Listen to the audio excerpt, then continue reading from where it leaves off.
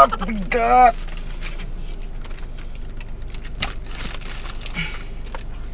Ang bigat, ang bigat, ang bigat. Ito! Ito na! Higante!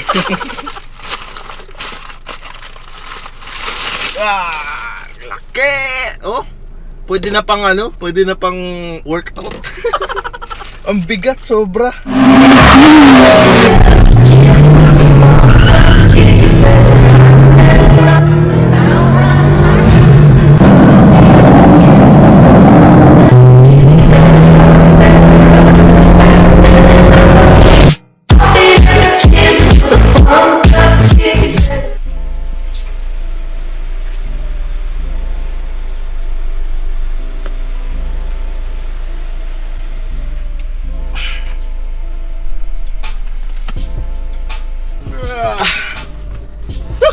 Gising ko lang. So, meron akong package dito. Alam niyo ba kung ano to? Woo! Thank you maxspeedingrods.com sa pag-sponsor sa akin itong turbo. Samahan niyo ako para i-unbox itong turbo natin para dito sa city.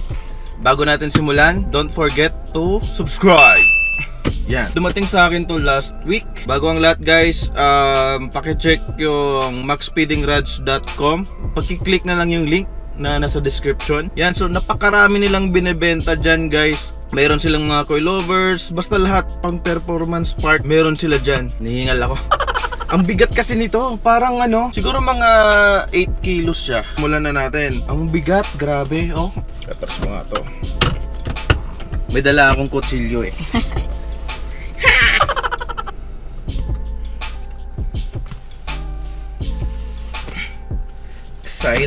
Excited. Tanggalin nga muna natin tong papel.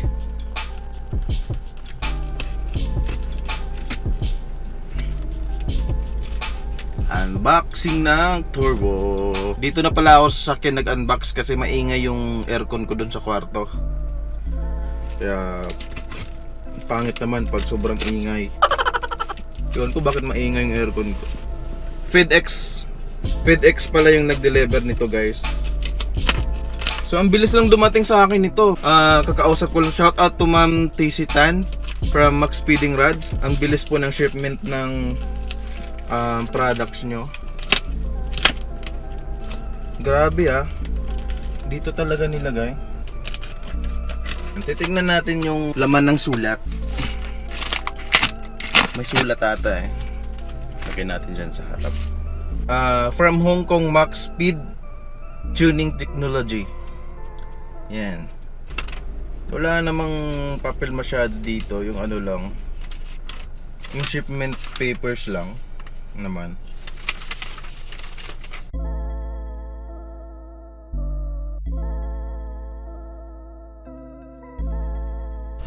Ang bigat. Akala ko nga ano lang, maliit lang siya na turbo. Pero ang laki pala, ang bigat, grabe. Yehey! Yehey! Yeah! Yeah! Yeah! Wow, ang daming ano, karton. Tapos ang daming ano, mga ganito.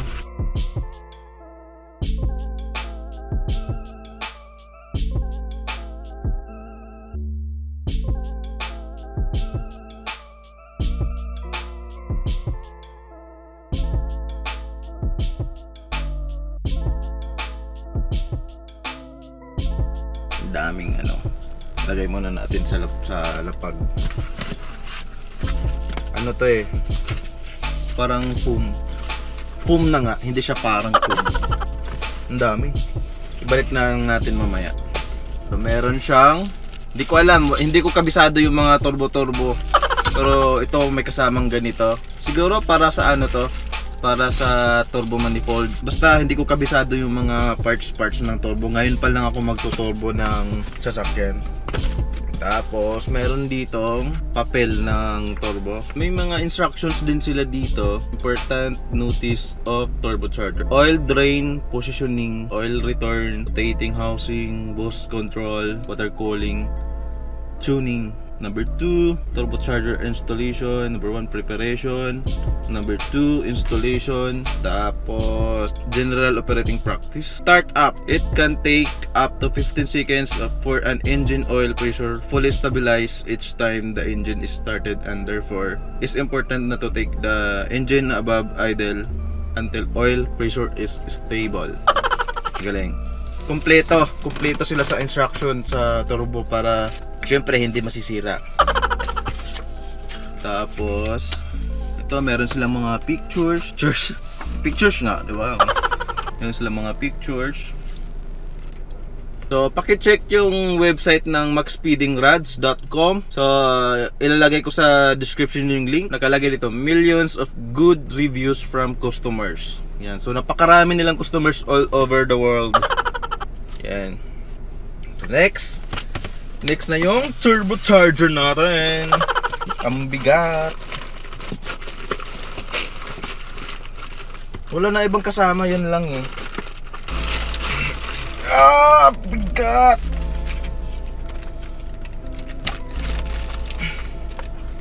Ang bigat.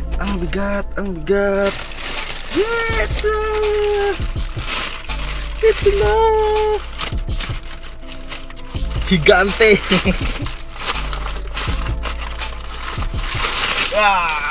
Laki. Oh, pwede na pang workout. Ang bigat, sobra.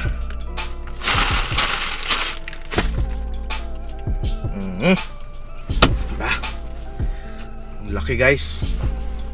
Buksan natin to.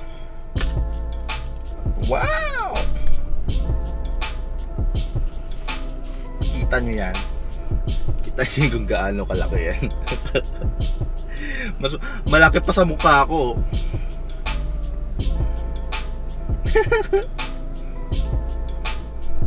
Malaki pa sa mukha ko.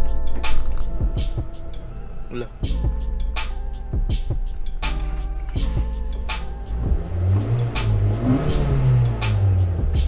Yan. So ang laki ng ano niya dito, propeller niya sa loob. Laki. Tapos dito yung sa exhaust. So alam ko marami ako matutunan sa pagturbo ng sasakyan about sa turbo pag once na nakabit na to dito sa city. Yan. So ito lang yung parts na kasama niya. Ito. Alam ko may papel dito na ano eh, kung ilang horsepower yung kayang wala no. Alam ko meron silang pinadalang ano eh, yung dyno graph. Meron silang ganun eh. Hindi ko makita. Yeah! When turbo is life. Yeah. Laki oh. Ang bigat sobra. Ang bigat pala nito.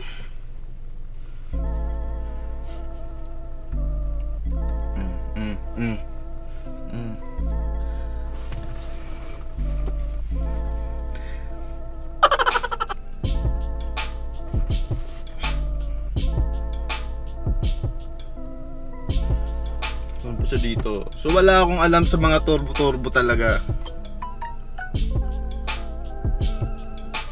So guys, thank you so much for watching. Abangan nyo po yung installation nito. Siguro hindi ko pa masabi. Basta abangan nyo na lang. Diba? Woo! Excited na ako dito. Bigat oh.